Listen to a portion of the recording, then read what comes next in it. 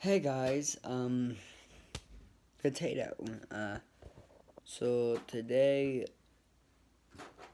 we're not doing layout ideas because that was a trash series. Why did I even think of that? So yeah, but today we are doing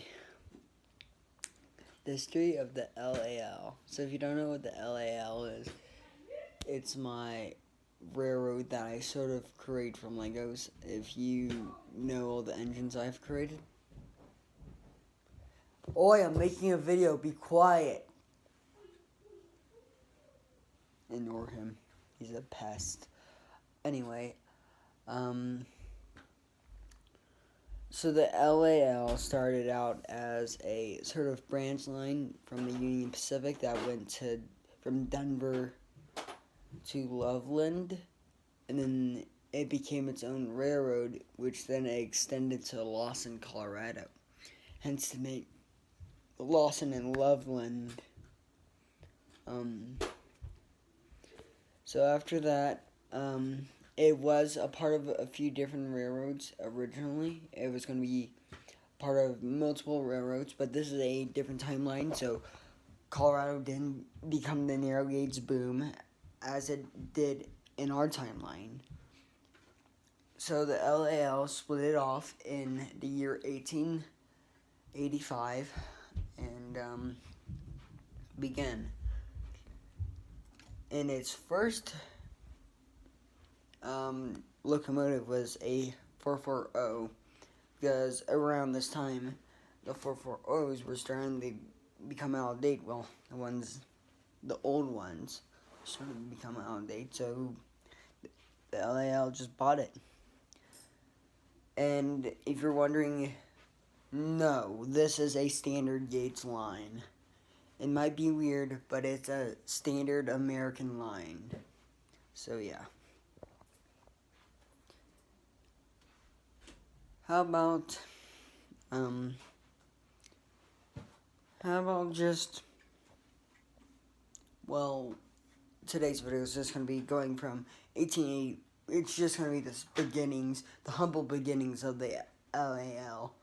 So the LAL started out as it became its own railroad because Union Pacific wanted nothing to do with the Loveland route anymore. So they were like, hey, we could build you a set of tracks and you could become your own railroad.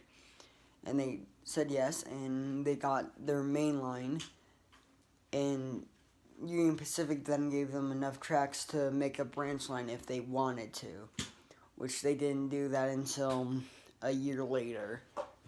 So we're going to go from 1885 to maybe 1890. So 1885 was a successful year. Pretty good.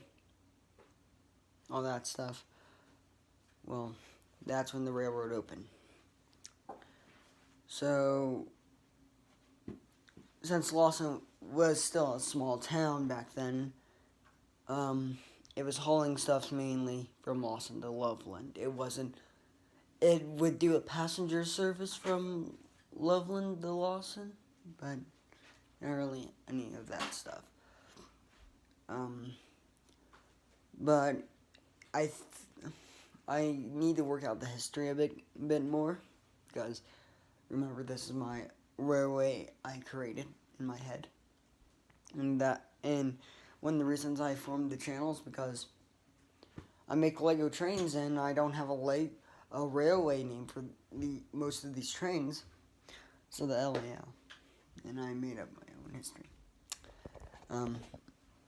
So in 1887, they got their second locomotive, which would be a narrow gauge engine, which would be used on their logging railroad, which is the small shay. If you didn't know, yep, that was the small shay, and they actually, Union Pacific wasn't too happy because they were like, why couldn't you do a standard gauge branch line? And they were like, well, we're going into the we're in mountain country now, so yeah, right now, why not do a narrow gauge railway like every other railroad in Colorado?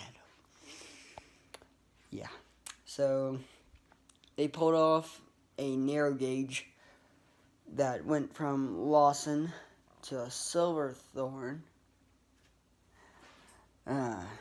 which in timeline the Georgetown Loop is a thing, and instead the LAL would shut down that line, and that would become the Georgetown Loop. So because you have to keep some things. So you might be wondering, okay, so pretty simple. What about 1890? What big happened in 1890? Well, that's where we're gonna stop. So, well, they actually completed the narrow gauge, and they hauled the first car on December 39. No, no, not this.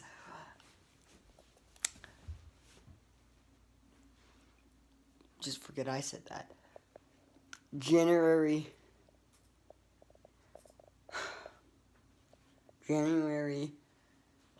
15th, 1889, and but also they bought another engine, which I did build, but it's not anymore. I'll actually go show you guys it. God, I have a history just for this engine completely.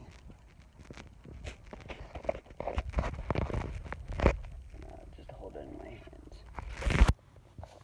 So this guy, 1520, which came from the Union Pacific. Basically, the story of 1520 is that they bought him in 1889. But what would happen is, in 1890, it would be steaming down a set of tracks, and this was not a narrow gauge, it was a standard gauge. It would be steaming down tracks, and then it would collide with the 440, who was doing passenger service now. Only passenger. And, well, basically, it rammed number 15, off the tracks and screwed them over. They did get them out, but instead of, what you might think they did, which was try to restore the engine, they just put them in the museum, and they just put them in the engines in the repair shed for them never to get repaired. Well, at least they thought that back then. That was in August of 1890. So that concludes. I'm thinking of doing a series on the history of LAL. I'm going to try to do it every day this week. So yeah. See y'all next time. Goodbye.